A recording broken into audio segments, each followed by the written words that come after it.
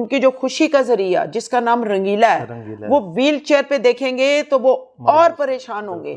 تو بیٹا میرا یہ کام نہیں ہے کہ میں لوگوں کو دکھی کروں, میرا کام میں تکلیف برداشت کر لوں گا لیکن مجھے لے کے جاؤ. تو والد صاحب نے کہا کہ میری بیٹی فرح دیبا کو تو کوئی بھی نہیں جانتا, تو یہ الیکشن کیسے لڑے گی, اور وہ بھی جنرل الیکشن. تو انہوں نے اصل میں ان کو چاہیے تھے میرے والد, ہمارے ادیب, ہمارے شاعر, ہمارا صوفیزم, ہمارا کلام, اگر ہم اس کی گہرائی میں جا کے اس پہ کام کریں تو پاکستان زندہ باد. انہوں نے کہا کہ جی میں پریشان تھا, میری بیٹی کا ایڈمیشن ہے اور اس طرح, تو میں نے فارمز یعنی کہ اسٹیمپ کروانے تھے, تو میرے پاس 2 دن ہے, تو کیا آپ کی جو میں میڈم سے ملنے آیا تھا, میڈم گھر پہ نہیں ہے. تو کہتے ہیں آپ کی میڈم گھر پہ نہیں ہے, وہ جھوٹ بول رہی ہے, وہ گھر ہے. اوہ اچھا. یعنی کہ یہ میرے والد نے اس شخص کو یہ کہا.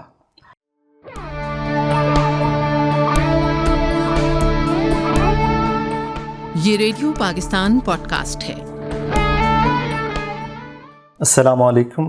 ریڈیو پاکستان پوڈ کاسٹ کے ساتھ میں ہوں قاسم بخاری. ناظرین, جیسا کہ آپ جانتے ہیں کہ ریڈیو پاکستان پوڈ کاسٹ کے ذریعے ہم مختلف شخصیات سے آپ کی بات کرواتے ہیں, ملاقات کرواتے ہیں, اور آج ہمارے ساتھ ہیں محترمہ فرح دیبا صاحبہ. ان کے بارے میں آپ کو بتاتا چلوں, یہ کوآرڈینیٹر ہیں وزارت اطلاعات و نشریات, ثقافت اور قومی ورثہ کی. مس السلام علیکم. جی وعلیکم السلام. آپ کو ریڈیو پاکستان میں ہم خوش آمدید کہتے ہیں. جی بہت بہت شکریہ. ریڈیو پاکستان کے سننے والے جہاں بھی جو لوگ ہیں, میرا سب کو سلام. جی میں سے بتائیے گا کہ آپ کا پولیٹیکل کیریئر کیسے شروع ہوا؟ میرا جو پولیٹیکل جو کیریئر ہے اس میں ایک والد صاحب کا سب سے بڑا کردار ہے. 2001 میں جو ہے جب یہ لوکل باڈیز کا یعنی کہ سٹارٹ ہوئی تھی, تو اس کا جب روڈ میپ تیار ہوا تھا, تو اس وقت میرے والد صاحب کے پاس کچھ لوگ آئے تھے, تو انہوں نے کہا تھا ہم نے آپ کی بیٹی کو الیکشن لڑوانا ہے. تو وہ علاقہ بھی ہمارے لیے نیا تھا. ہم لوگ یعنی کہ ہم لوگ سبنا باد کے ایریا سے ہماری جو بنیاد تھی, لیکن ہم لوگ یہ جو لاہور کے اندر جو جوہر ٹاؤن ہے, یہاں سے میرا پولیٹیکل کیریئر سٹارٹ ہوا تھا. تو والد صاحب نے کہا کہ میری بیٹی فرح دیبا کو تو کوئی بھی نہیں جانتا, تو یہ الیکشن کیسے لڑے گی, اور وہ بھی جنرل الیکشن. تو انہوں نے اصل میں ان کو چاہیے تھے میرے والد, کہ وہ میرے والد صاحب کو جلسے وغیرہ پہ لے کے جانا چاہتے تھے, کیونکہ ظاہر ہے پبلک پراپرٹی تھی اور لوگ ان سے پیار کرتے تھے. اداکار رنگیلا صاحب. جی میرے والد سعید خان رنگیلا مرحوم, ظاہر ہے لوگوں کے دلوں میں آج بھی ان کے لیے محبت ہے اور رہے گی. تو انہوں نے کہا کہ دیکھیں اب اگر اس کو الیکشن لڑوایا تو اس کے ڈبے سے ایک ہی ووٹ نکلے گا, وہ بھی میرا, اور اس کو تو کوئی ووٹ ہی نہیں ڈالنے والا. تو نہیں رنگیلا صاحب آپ نکلیں گے تو آپ کی بیٹی جو ہے نا وہ اس کو ووٹ ملیں گے. بہرحال 2-3 بار آئے, میں نے الیکشن جیتا, میں الیکشن لڑی, اور جو مجھے 200-250 ووٹ چاہیے تھا تو 666 ووٹ مجھے ملا تھا. جو کاؤنسلرز آپ کو پتہ ہے 12 20 22 کاؤنسلر تھے. تو کیریئر تو میرا اس میں ایک سنجیدہ بات بھی ہے اور کامیڈی بھی ہے, اور سب سے امپورٹنٹ بات کہ میرے والد صاحب کا اس میں جو کردار ہے کہ باہر نکل کے بیٹا آپ نے کرنا کیا ہے پالیٹکس میں, تو وہ میرے والد صاحب کا سب سے بڑا کردار ہے, جو کہ مجھے ڈانٹ بھی پڑتی تھی. اور اگر آپ اجازت دیں تو میں آپ کو ایک چھوٹا سا واقعہ, آپ نے کہا نا کیریئر کیسے سٹارٹ ہوا, تو اس کیریئر سے اس واقعے کا تعلق ہے. میں بہت سارے بڑے پولیٹیشنز کو دیکھتی تھی کہ میں ایک بہت سینئر پولیٹیشین کے گھر بیٹھی ہوئی تھی, تو ان کو کوئی ملنے آیا, تو انہوں نے ملازم نے کہا کہ سر باہر, تو انہوں نے کہا کہ اس کو بولو میں گھر پہ نہیں. اچھا. تو میں کہا اچھا پولیٹیشین ایسے کرتے ہیں. میں ایک چھوٹی سی کاؤنسلر تو اینٹ اٹھائے تو کاؤنسلر تھے, اینٹ اٹھاؤ نیچے سے, تو ایک کاؤنسلر ایک یونین کاؤنسل میں تھے. تو میں نے کہا اچھا اس طرح کرتے ہیں. وہ میری بنیاد تھی میرے جب میں سیکھ رہی تھی. تو میں ایک دن گھر آئی تو میرے والد صاحب گھر پہ تھے. تو میں نا بیٹھی ہوئی تھی, تو میں ٹی وی دیکھ رہی ہوں, اور میں سوچ رہی تھی اچھا پولیٹیشین یہ کرتے ہیں. تو مجھے کو ملنے آیا, اسٹیمپ لگوانا. تو اتفاقیہ میرے والد صاحب نا گھر پر تھے. تو مجھے کوئی ملنے آیا کہ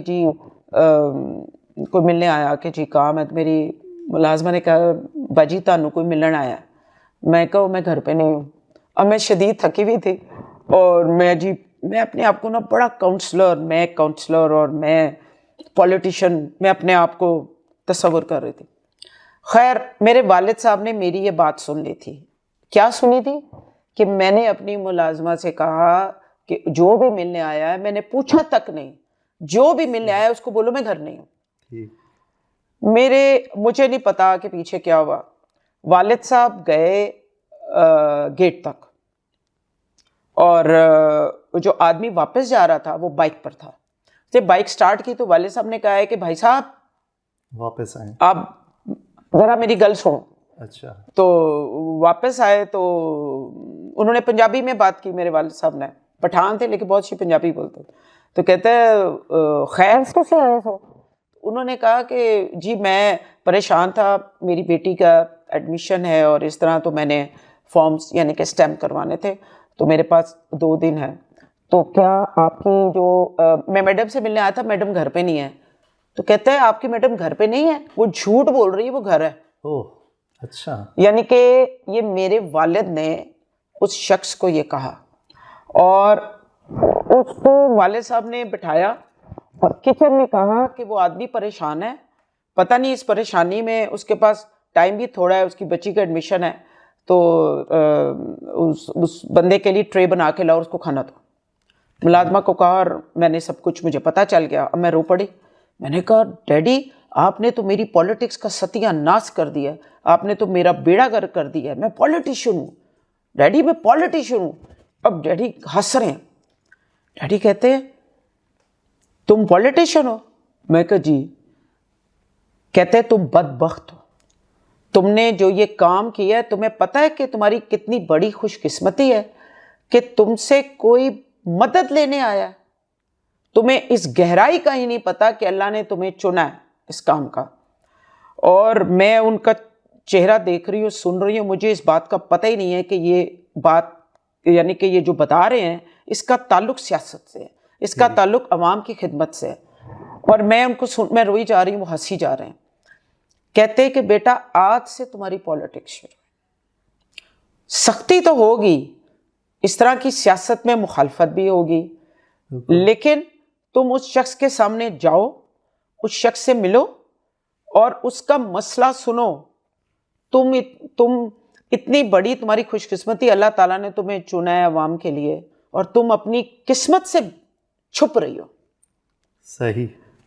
میں جناب آپ سوچیں، آپ یعنی کہ آپ پتہ نہیں کس طریقے سے میں گئی اور میں اس شخص کے سامنے بیٹھی تھی.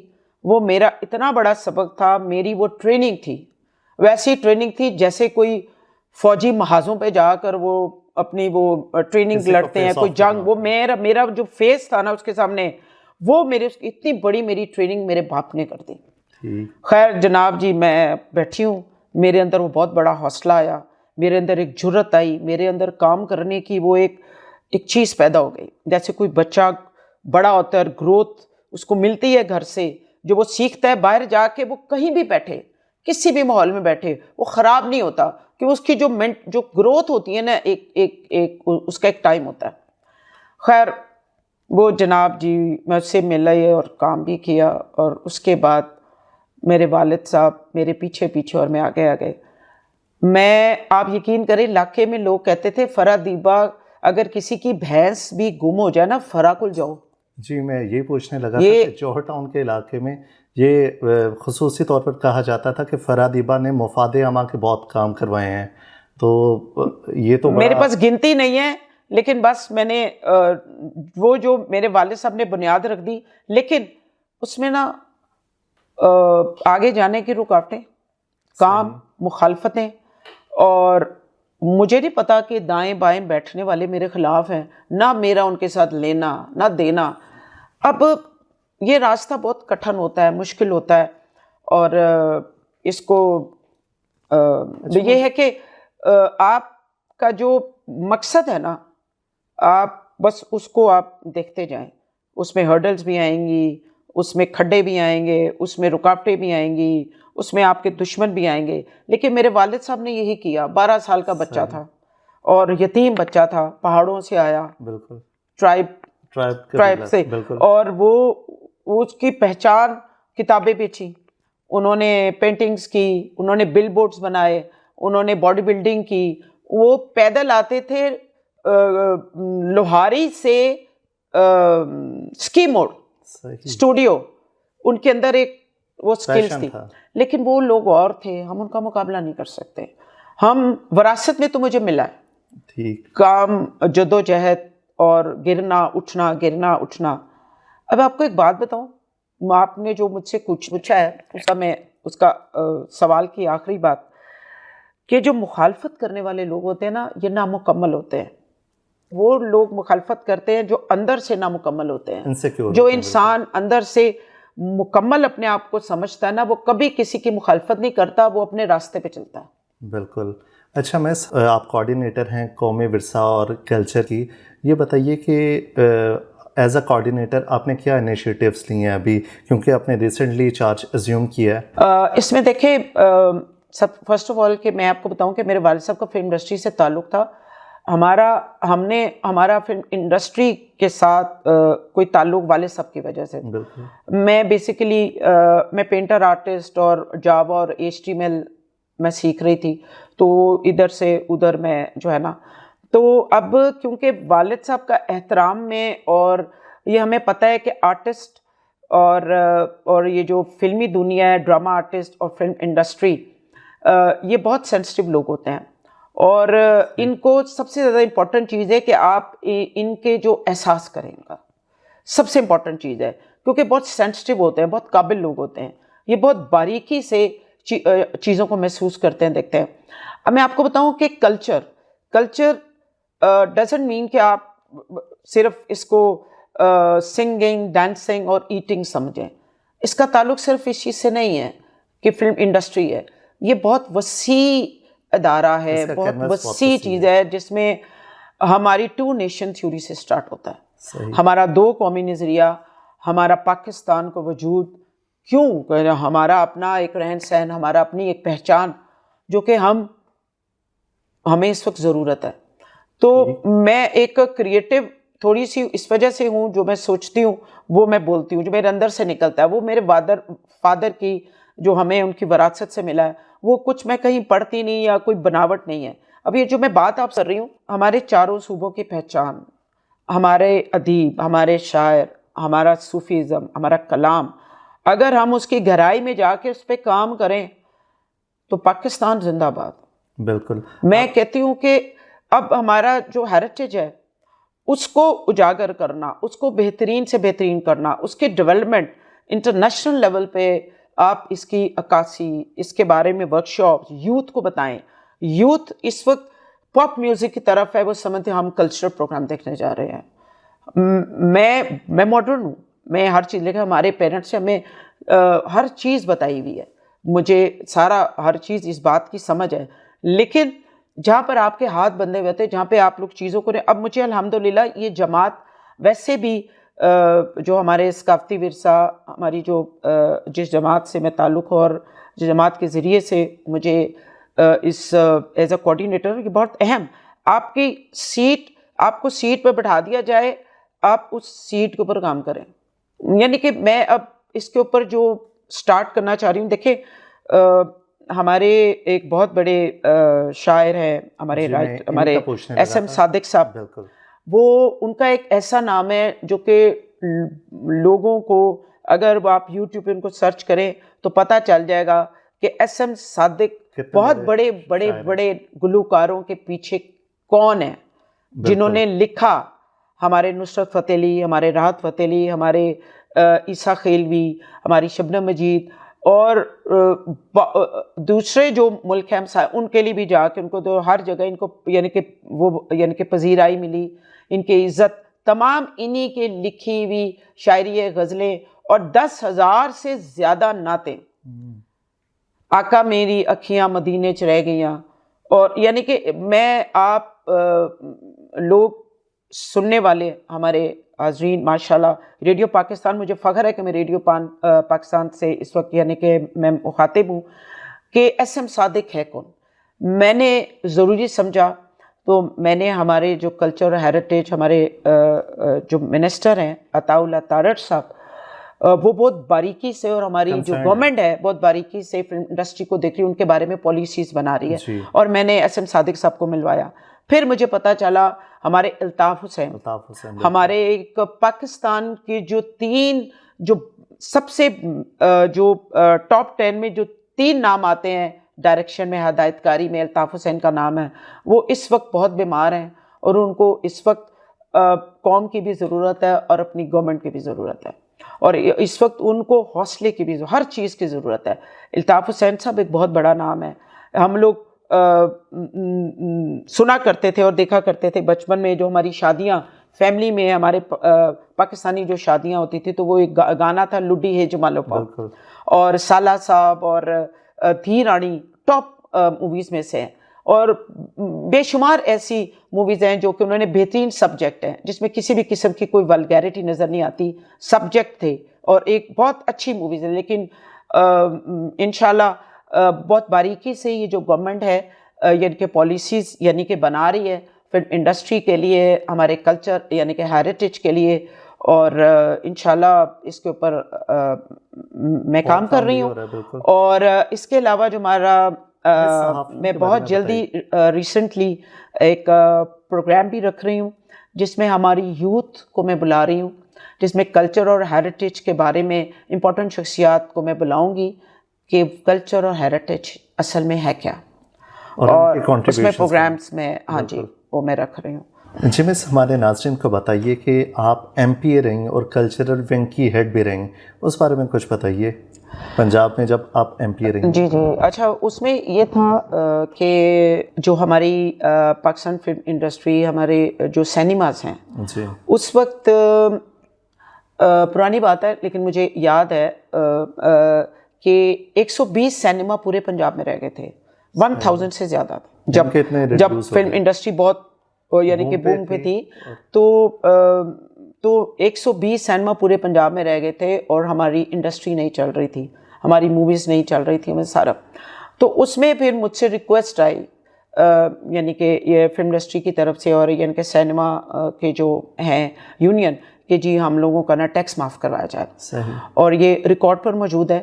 تو میں نے ڈیلیگیشن ملوایا تھا، وزیر اعلیٰ پنجاب تھے اس وقت ہمارے میاں محمد شہباز شریف صاحب، اور اس وقت میں نے جو ہے وہ ان سے ملوایا تھا اور اس کی کمیٹی بنی تھی. لیکن کچھ مہینے لگے تھے، 7-8 مہینے لگے تھے. تو جو ہے نا وہ میں نے ظاہر ہے پیچھے پڑنا پڑتا ہے، کوئی بھی بڑا کام ہو، امپورٹنٹ کام ہو، اس کو پیچھے کرنا پڑتا ہے، اور میں نے اس کا پیچھا کیا اور کمیٹی بھی بنی رہی. اور اس کو میں نے 3 سال کا ایگزیمشن میں نے کروایا تھا کہ بھئی جی ٹیکس ایگزیمشن کروایا تھا. اور اس میں یہ ہے کہ تاکہ فلم انڈسٹری کو کچھ آگے یہ لوگ جائیں اور کچھ کریں. اس کے بعد آپ کو پتہ ہے کہ پھر یہ کافی بہتری آئی.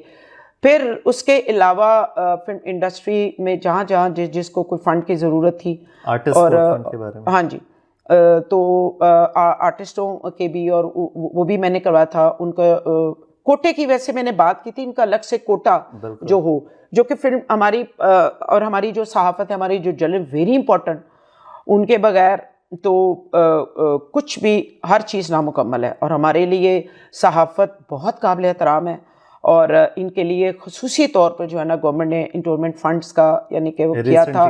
جی بالکل، انہوں یعنی کہ اعلان بھی ہوا، اور اس کے لیے مزید جو ہے نا پنجاب حکومت بھی یعنی کہ فیڈرل گورنمنٹ بھی اس کو جو ہے نا اس کو دیکھ رہی ہے، اور انشاءاللہ بہت بہتری ہو جانی ہے، اور وہ اس کو یعنی کہ دیکھ رہے ہیں. اور اس کے علاوہ میرے پاس یعنی کہ کچھ اپلیکیشنز آ رہی ہیں، میرے پاس آئی ہیں، اس کو بھی میں نے دیکھنا ہے کہ وہ کس لیول کی ہے، اور یعنی کہ وہ کہاں کی ہے. کچھ صحافی ہیں جو کہ میرے ساتھ اٹیچ ہیں اور وہ بہت یعنی کہ سیریس اس چیز کے اوپر انہوں نے یعنی کہ میرے ساتھ پلان کیا ہے.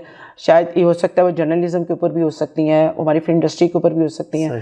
اس کے اوپر ظاہر ہے میں اپنی ہماری جو سینئر ہماری گورنمنٹ ہے ان تک پہنچاؤں گی، اور جو اس میں انشاءاللہ جو بھی بہتری ہونی ہے وہ انشاءاللہ وہ ہوگی جی۔ اچھا میں ہمارے ناظرین کو بتائیے ایک ایلیمنٹ جو آپ کی شخصیت کا ذرا چھپا ہوا ہے، آپ فلنتھراپی بھی کر رہی ہیں اور لوگوں کو میڈیکل کی فیسلٹیز بھی فراہم کر رہی ہیں رحمان ڈائلیسس سینٹر کے ذریعے، اس کے بارے میں بتائیں کہ ڈائلیسس کے پیشنٹس کو ہی آپ اتنا فوکس کیوں کیا؟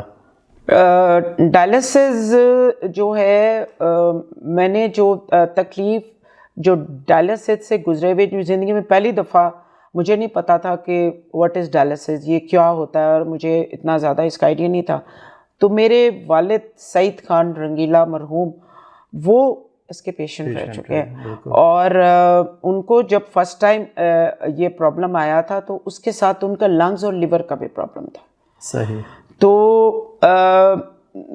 یہ 2004 کی بات ہے، اور والد صاحب کیونکہ اتنا بڑا وہ انسان، ان کا تو میڈیا سے ان کا تعلق، اور جب اخبارات میں آیا تو ایک ادارہ رحمان فاؤنڈیشن، انہوں نے مجھ سے کیا تھا رابطہ، اور انہوں نے کہا کہ آپ کے والد صاحب کا ہم نے سنا ہے، دیکھا ہے، ہمارا ابھی یہ ریسنٹلی ہمارا ادارہ یعنی کہ قائم ہوا ہے، اور ہم چاہتے ہیں کہ ان کے آنر میں وہ ہمارے ادارے میں ڈائلیسس کروائیں۔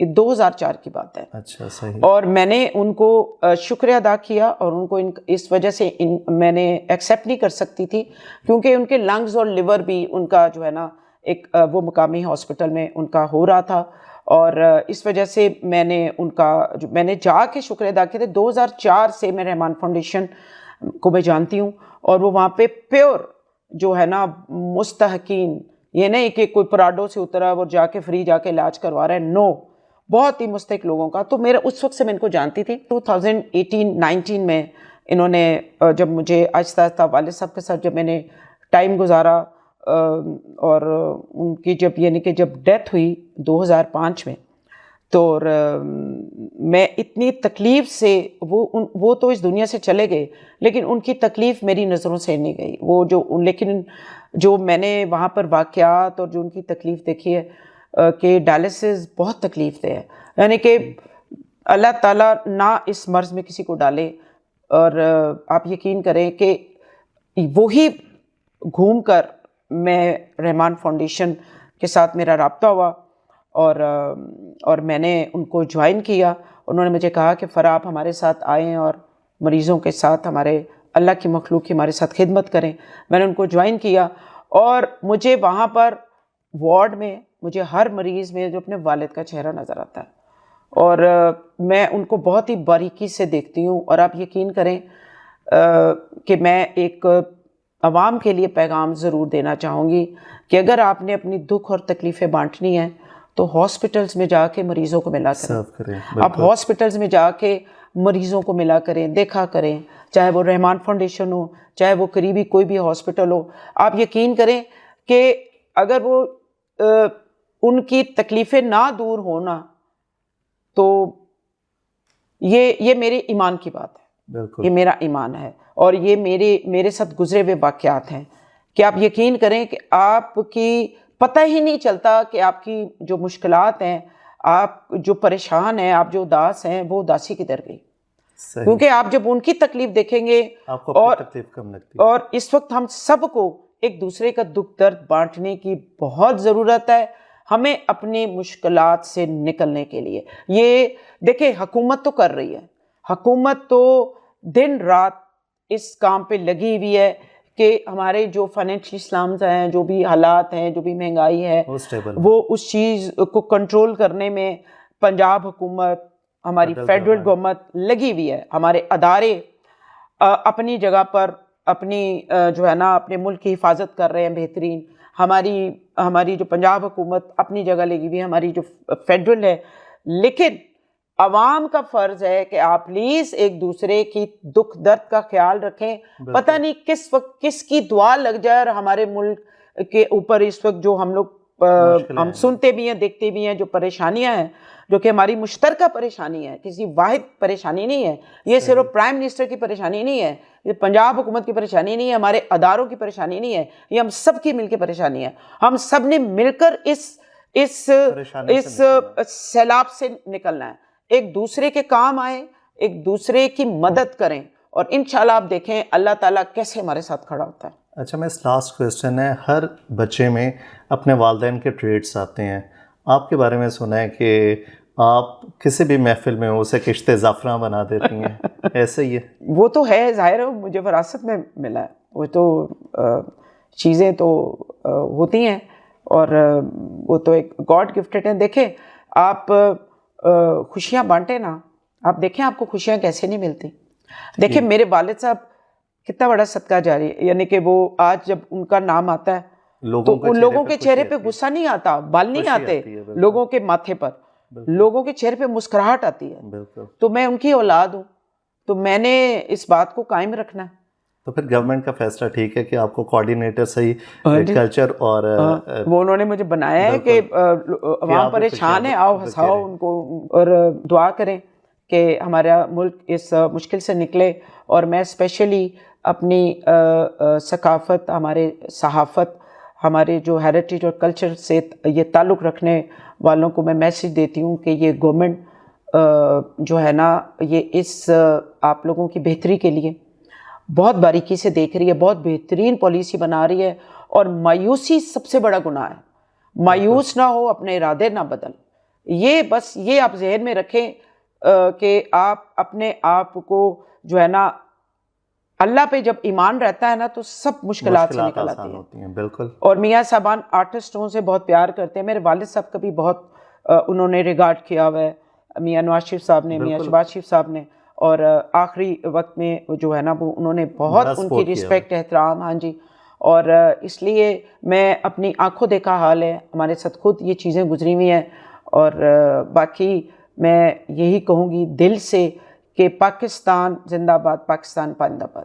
مس، ہمارے ناظرین کو بتائیے کہ اداکار رنگیلا صاحب جب بیمار تھے تو انہوں نے ویل چیئر پر کیوں بیٹھنے سے انکار کیا تھا کہ لوگ مجھے دیکھ کے خوش ہوتے ہیں، اب مایوس نہ ہوں اور رینفورس ہوں؟ وہ جب میرے والد صاحب ہاسپٹل میں تھے اور آخری ان کے دن سے میرے خیال سے کہ ان کے فوت ہونے سے کوئی 10 دن پہلے کی دن کا یہ واقعہ ہے. سعید خان رنگیلا مرحوم کی ایک ایسا واقعہ جو کہ میری آنکھوں دیکھا حال. اور میں یہ بات آپ کے اس بہترین جو رابطہ ہے جو عوام کے ساتھ ریڈیو پاکستان جو کہ بہت کامیابی سے اور بہت بڑی تاریخ ہے، میں چاہتی ہوں کہ جو سننے والے اس کو غور سے سنیں. یہ ایسا واقعہ ہے کہ جو مایوس ہیں، جو کسی وجہ سے پریشان ہیں یا دکھی ہیں، تو اس واقعے کو سن کے وہ اپنے آپ کو سنبھال لیں اگر ان کو اس واقعے کی سمجھ آ جاتی ہے. تو ہاسپٹل میں جب ان کے ڈائلسس ہوتے تھے سعید خان رنگیلا مرحوم کے، تو وہ ظاہر ہے ان کو اپنے جو ان کا روم تھا ان کو وہاں سے اس روم میں لے کے جایا جاتا تھا جہاں پہ ڈائلسس جو روم تھا. تو وہ پھر ان کو ویل چیئر پہ یا اسٹریچر پہ ان کو لے کے جاتے تھے. تو وہ اس کو بڑے بیٹھے لیٹے ہوئے تھے، ظاہر ہے بیٹھنا ان کے لیے بڑا مشکل. تو مجھے کہتے ہیں کہ مجھے بیٹا آپ نے نا میں نے ایک چیز دیکھی ہے، آپ نے مجھے نا یہ چلا کے لے کے جانا ہے. اچھا. مجھے آپ نے ویل چیئر پہ اور مجھے آپ نے نا یہ اسٹریچر پہ لے کے جانا. تو میں نے کہا ڈیڈی آپ کو میں کیسے اکیلے سنبھالوں گی؟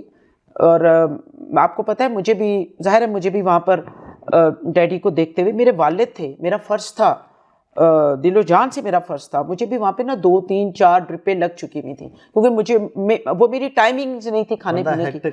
تو اتنے بڑے آدمی کو میں سنبھال رہی تھی، وہ پوری دنیا آتی تھی ان کو ملنے کے لیے.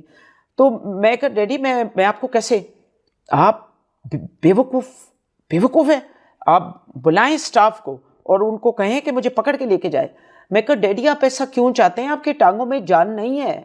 صحیح. آپ دیکھیں نا، آپ اتنا کھاتے پیتے بھی نہیں ہیں، آپ یعنی کہ ڈرپ سے آپ کو یعنی کہ خوراک مل رہی ہے، آپ تو چل نہیں سکتے. میں آپ کو کیا کہہ رہا ہوں، آپ نے ان کی آواز میں گرج تھی، یعنی کہ خود بڑا پر امید رہتے تھے اور بڑے وہ اپنے آپ کو بڑا وہ ہمیشہ کامیابی والی آواز، تو ان کی آواز میں بڑی گرج تھی. یعنی کہ آخری 10 دن تھے ختم ہوئے تھے، لیکن کہتے تھے لے کر آؤ ان کو. آپ ان کو بلائیں. خیر میں لے کر آئی تو میں نے کہا ڈیڈی تو کہتے ہیں, وہ مجھے کہتے ہیں میڈم آپ کیا بات کریں. میں نے کہا نہیں ان کو چلا کے لے کے جائیں, وہ مجھے بہت ڈانٹ رہے ہیں. میں نے کہا اچھا ڈیڈی ٹھیک ہے, میں ان کو لے آئی ہوں, اب آپ مجھے بتائیں کہ آپ ایسا کیوں چاہتے ہیں. تو انہوں نے مجھے کہا کہ میں جب اس راستے سے گزروں گا, جب میں گزرتا ہوں تو وہ میرے جو چاہنے والے ہیں, وہ جو لوگ ہیں جو مجھے دیکھ کر مسکراتے ہیں, ان کی چہروں پہ مسکراہٹیں آتی ہیں, اور جو جن کے چہروں پر میں خوشیاں بانٹتا ہوں, تو وہ خود پریشان ہیں اس وقت. ان کے پتہ نہیں کس کس پریشانی میں وہ مریضوں کے لواحقین وہاں پہ بیٹھے ہوئے ہیں. تو ان کی جو خوشی ہے, ان کی جو خوشی کا ذریعہ جس کا نام رنگیلا ہے, وہ ویل چیئر پہ دیکھیں گے تو وہ اور پریشان ہوں گے.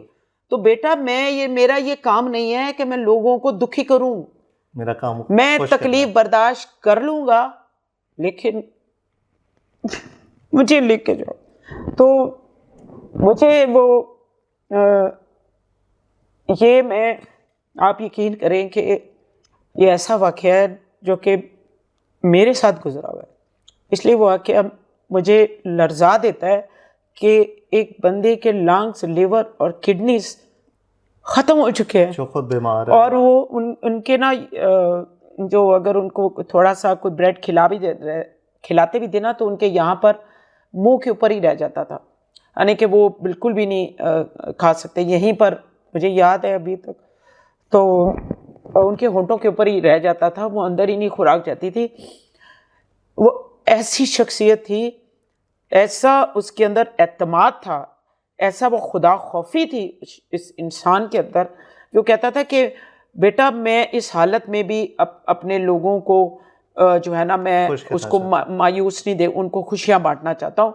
اور میں ریکویسٹ کرتی ہوں جو لوگ مایوس ہیں, جو جہاں جہاں بھی پریشان ہیں, جو دکھی ہیں, وہ اپنے آپ کو مایوسیوں کے اندھیرے سے نکالیں.